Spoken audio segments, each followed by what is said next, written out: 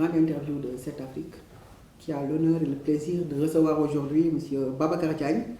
Alors, Babacar Diagne est le président du Conseil des entreprises du Sénégal, une partie importante du secteur privé sénégalais. Il est entrepreneur, chef de plusieurs entreprises. Il a l'honneur et le plaisir d'être invité aujourd'hui à la grande interview de cette Afrique pour parler de son parcours, de ses activités, mais également du Conseil des entreprises du Sénégal. Babacar Diagne, merci de nous recevoir et de nous accorder cet entretien. C'est moi qui vous remercie. C'est un grand honneur pour moi d'être ici, cette Afrique, dans le logo de cette Afrique. Et j'ai été très séduit par l'investissement colossal et le travail assez remarquable que vous êtes en train de faire, de mener, pour rendre la communication économique accessible et démocratique. Et là, c'est un salut. Merci beaucoup. Alors, Babacar Diagne, avant qu'on aborde le patronat sénégalais, avant qu'on aborde des questions comme le rôle de la jeunesse sénégalaise dans le patronat sénégalais et les différentes parties de ce patronat-là qui sont un peu désunis, mais toujours solidaires, parce que nous avons le même objectif, la même mission. Je vais parler un peu de votre parcours. Vous êtes chef de plusieurs entreprises, entrepreneur. Qu'est-ce que vous pouvez ajouter à cette présentation? Ce que je peux ajouter, je suis un risque taker. J'aime prendre le risque. J'aime prendre le défi. Et j'aime partager les bonnes idées que j'ai avec des gens qui sont dans le même sillage que moi, qui veulent de la valeur ajoutée, qui veulent créer plus de richesses dans la légalité. Et ça c'est dans le bon sens parce que nous avons l'ambition d'être des acteurs du développement du Sénégal. Et ça, je pense que c'est un souhait qui est très important, qui a besoin d'être matérialisé et qui a besoin d'une masse critique. En 2014, vous avez mis en place, après avoir eu votre parcours, créé votre société, créé plusieurs sociétés, vous avez mis en place le Conseil des entreprises du Sénégal. Parlez-nous de cette organisation, de ses missions et de son rôle. Alors, je pense que je suis très à l'aise pour parler du Conseil du Sénégal. Avant de créer ça, moi personnellement, j'ai vécu tous les problèmes du monde pour accéder au marché, pour même accéder à l'information économique que je trouve très capitale, étant un risque taker, étant un entrepreneur. Alors, pour juguler à ça, à toutes ces problématiques, on a vu nécessaire et judicieux avec des acteurs du secteur privé, des entrepreneurs, de mettre en place une confédération, un conseil dans le Sénégal qui regroupe les TPE. C'est les TPE entreprises qui constituent 98% des entreprises sénégalaises. Alors, en non seulement mettre en place ce patronat jeune des entrepreneurs pour non seulement nous faire une place dans le carré restreint du secteur privé national, mais aussi le plus important, c'est comment aider les entrepreneurs à créer plus de valeur ajoutée. En étant dans tous les médias qui font tous les appels d'offres, leur transmettre les informations et même les aider à consulter des dossiers pour gagner des marchés. Et là, c'était un défi, c'était un challenge qu'on a réussi pour pas mal d'entreprises qui sont membres du CEDES. C'est la raison pour laquelle on a mis le CEDES qui constitue 126 entités, mais en termes d'acteurs, c'est les 20 000 et ça touche les 20 000 acteurs individuellement. Excellent. Nous allons parler du secteur privé, Babacar Diagne. Le Sénégal compte énormément de partis politiques, ce qui est à dénoncer, puisque la politique ne va pas faire développer un pays. Mais le Sénégal compte également plusieurs entités de secteur privé.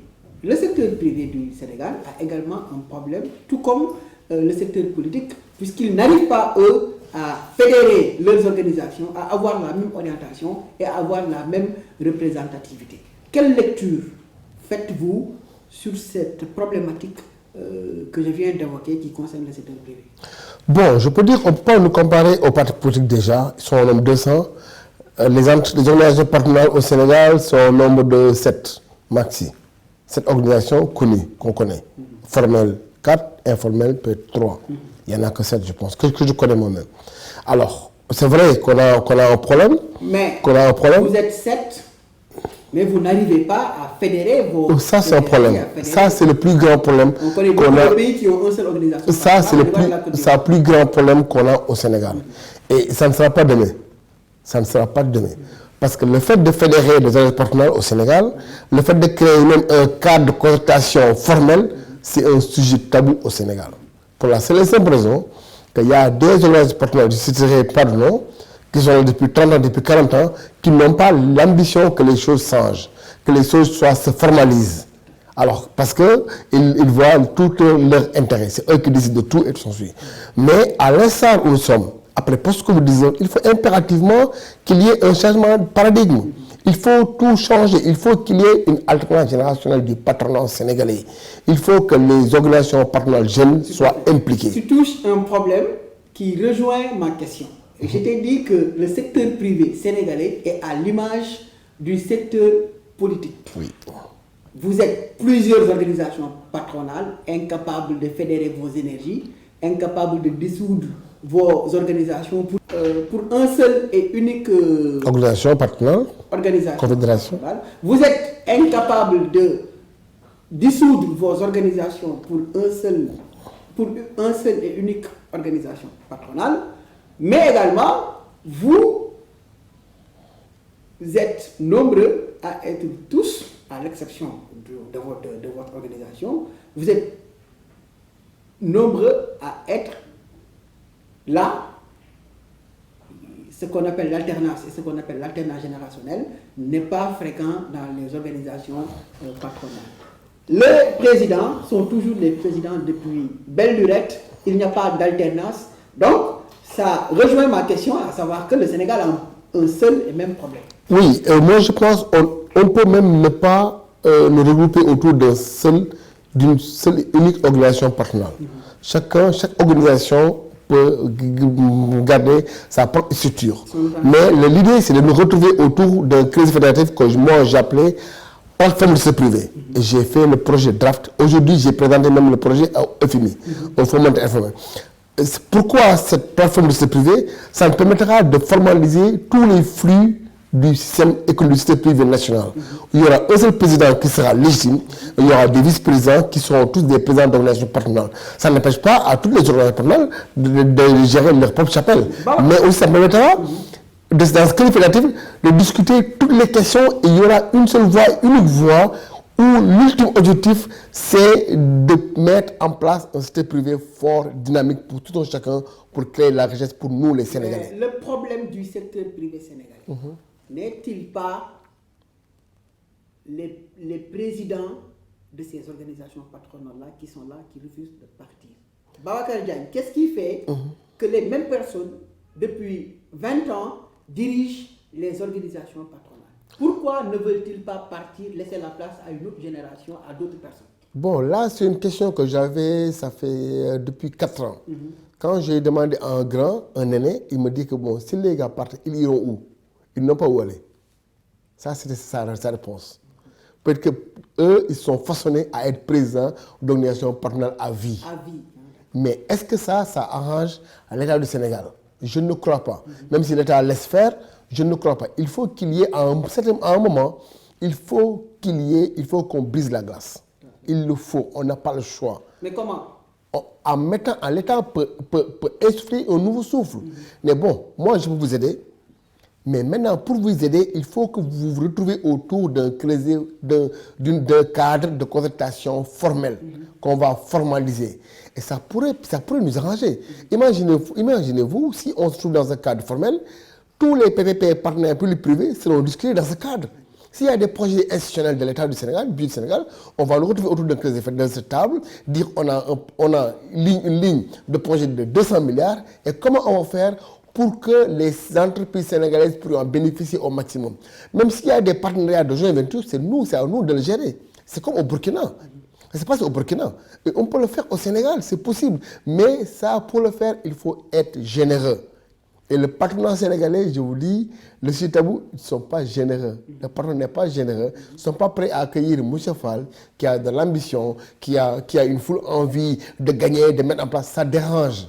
Et ça, c'est un problème sénégalais. C'est le mal même de notre pays. C'est le mal de notre pays, mais il faut impérativement qu'on puisse mettre en place un crédit fédératif. Économique, nous ne pouvons pas vous recevoir sans pour autant parler du Covid-19, cette pandémie mondiale qui a attaqué les pays, qui a dérouté tous les programmes. Comment avez-vous apprécié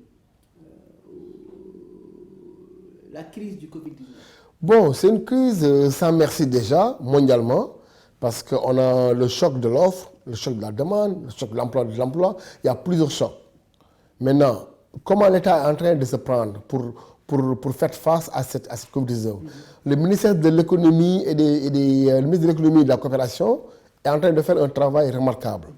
Mais le ministère, on ne sent pas le ministère des PME et du commerce. On ne le sent pas. Côté PME, on ne le sent pas pour le moment. Et même les mesures qu'on a mises en place... Il y a une organisation qui s'appelle l'ADPME, dirigée par Idrissa Diabira, qui est un instrument, un mécanisme pour accompagner les PME. Comment sentez-vous l'efficacité de cette organisation? Bon, je ne peux pas parler d'une entité spécifique. Je parle en termes de macro. Déjà, les mesures qu'on a mises en place, déjà, ça pose problème. Parce que l'accord cadre venant des banques. Et l'accord cadre qu'on a mis en place, ce qui va permettre d'écarter 98% des entreprises sénégalaises. Si vous demandez dans le cadre pour accompagner les entreprises, les entreprises doivent avoir 3 bilans certifiés, 5 contrats à durée indéterminée, ça c'est quasiment impossible. Et nous tous que d'après les derniers chiffres de l'ANSD, 98% des entreprises sont des entreprises informelles. Ça veut dire quoi? C'est des entreprises qui n'ont pas une comptabilité formelle. C'est des entreprises qui n'ont pas de bilan certifié. Maintenant, si vous mettez en place 200 milliards, imaginez-vous, à l'instant T, il y a 4% qui a été utilisé sur ce montant-là. Pourquoi? Parce que les entreprises ne peuvent pas répondre à ces critères. Déjà, ça pose un problème d'adaptabilité des fonds qui ont mis en place, les actions qui ont mis en place et l'environnement des affaires qui est à 98% informel. Ça pose un problème. Déjà aussi, un autre problème dans les comités. Dans les comités, tu vas dans le comité de suivi ou bien dans le comité de gestion, il y a 25 membres, il n'y a que 2 représentants du secteur privé. C'est comme une équipe nationale. Tu as 2 joueurs et les 24, c'est des dirigeants. Ça pose problème. Il y a un problème de représentativité des TPE. Nous ne sommes pas dans le comité de suivi. Nous ne sommes pas dans le comité de gestion. Et il n'y a personne pour faire la plaidoirie, pour défendre les intérêts des micro et des petites entreprises. Et c'est elles qui créent la valeur ajoutée, l'émergence, change came from the bottom line. Tout à fait. Alors, ma dernière question, Babacar Diagne. Vous êtes un entrepreneur jeune. Je pense que vous êtes à l'image de tous ces jeunes entrepreneurs-là que vous représentez, qui créent de la valeur ajoutée, qui créent des entreprises. Et vous êtes le président de CDES, Conseil des entreprises du Sénégal. Il y a des mécanismes de financement, parce que le problème du jeune entrepreneur, c'est le financement. Il y a beaucoup de mécanismes qui ont été mis en place, tels que l'ADPME, tels que l'ADER, tels que d'autres structures mises en place par le président de la République dans ses politiques publiques pour accompagner les jeunes à avoir accès au financement. Vous l'avez dit tout à l'heure, il y a des problèmes de financement même parce que les banques sont extrêmement rigoureuses. Comment appréciez-vous l'efficacité de l'action de ces structures-là de l'État? Leur efficacité peut être appréciée de manière dispersée. Mais moi, l'idée qu'on doit faire, c'est de mettre en place un guichet unique qui va regrouper toutes les structures d'appui du secteur privé. La DER, ANPEJ, ADPME, le FONGIP. Et toutes ces structures, quelquefois budgétivores, on les regroupe autour d'un guichet unique qui sera piloté par la DER peut-être. Parce que la DER est plus outillée financièrement, je pense, pour mener ce combat, pour mener cette confédération. Et là, ce guichet unique, au moins, on aura un seul interlocuteur qui fera le job. Le FONGIP est là pour faire la garantie, alors que le FONGIP a un budget de 2 milliards pour faire la garantie. Ce n'est pas possible. ADPME, toutes les entreprises que ADPME accompagne, il faut qu'elle ait des bilans certifiés, alors qu'on ne sont pas informels. C'est la même chose, le bureau de mise à niveau. Il y a 2 ans, ils ont financé 15 entreprises de 18 milliards, mais c'est des grandes entreprises qui sont financées, qui sont accompagnées. Alors que ceux qui ont besoin de l'accompagnement, c'est les TPE. C'est les TPE, c'est M. Fall, c'est toi, c'est moi, c'est les jeunes qui se battent chaque jour qui prennent le risque de créer une entreprise, de trouver par tous les moyens à payer leurs employés. Ces entreprises-là qui méritent d'être aidées financièrement et un accompagnement même non financier. L'idée, c'est maintenant de retrouver autour de ce projet, guichet unique, mais aussi de mettre en place la maison de l'entreprise du Sénégal. Ça, c'est un projet du Sénégal depuis belle lurette. Et l'autre point que j'aimerais intervenir pour 10 secondes, c'est de pouvoir nous démarquer un peu du patronat classique. Les conférences, les forums, c'est pas possible, il faut que ça change. Le CDS a pensé à mettre en place un patronat économique, en mettant en place une société d'investissement qu'on va appeler CDS Investment. Et là, seuls les acteurs du secteur privé pourront être actionnaires. In fine, sous peu, dans 2-3 ans, pourquoi pas créer la banque des PME. Mais ce modèle-là que vous êtes en train de dire, Babacar Diagne, c'est le modèle du club des investisseurs sénégalais. Mais il y a une différence. Quelle est la différence? Il y a une différence. Bon, il y a une différence. Nous, c'est vraiment comment ça s'appelle, une société d'investissement. On va attaquer, les premiers projets qu'on a dans notre pipe, c'est de mettre en place un centre de gestion agréé qui va gérer la comptabilité, la formalisation des entreprises sénégalaises, qui est un fort potentiel. Et en étant aussi l'État à mettre en place un observatoire des TPME, où il y aura 3 composantes, une composante code d'information, une composante accompagnement et une autre composante financement. Et l'autre projet qu'on a, c'est mettre en place une société d'affacturage. On va lever des fonds et on va aider les entreprises qui sont en difficulté de trésorerie, de liquidité. Et tous ces projets qu'on va mettre en place, ça nous permettra à nous, CDS, d'investir dans l'écosystème du secteur privé national, dans l'écosystème des entreprises et même le coworking, on va aller dans ce sens-là. Ça nous permettra un peu de nous démarquer du patronat classique. Les réunions, les conférences, les forums, ça n'intéresse personne, même pas les membres. Les membres ont besoin d'avoir des outils qui leur permettent de créer de la richesse, de créer de la valeur ajoutée. C'est ça le salut du secteur privé pour créer des champions sénégalais. Babacar Diagne, en tout cas, c'était un honneur et un plaisir exceptionnel pour le groupe Cette-Afrique et pour Cette-Afrique TV de faire cette belle interview. Nous n'avons pas eu beaucoup de temps, mais je pense qu'il y a énormément de sujets qui ont été posés et débattus. Je vous donne rendez-vous très prochainement et je l'ai dit tout à l'heure, dès votre arrivée, Cette-Afrique, c'est la maison de l'entreprise. Cette-Afrique est orientée vers le secteur privé. Cette-Afrique est orientée pour beaucoup plus de visibilité sur l'entrepreneuriat, sur la finance, sur l'économie. Je suis très honoré de vous avoir reçu dans la grande interview de Cette-Afrique. Quant à moi, je vous donne rendez-vous pour un autre numéro. C'était Babacar Diagne, je rappelle, président du CDS, Conseil des entreprises du Sénégal, entrepreneur, jeune entrepreneur, mais on le dit, comme on le dit, la valeur d'un homme n'attend pas le nombre de ses années. On vous encourage, on vous soutient et on vous donne rendez-vous, madame, monsieur, téléspectateurs de Cette-Afrique TV, pour un autre numéro. C'est bon.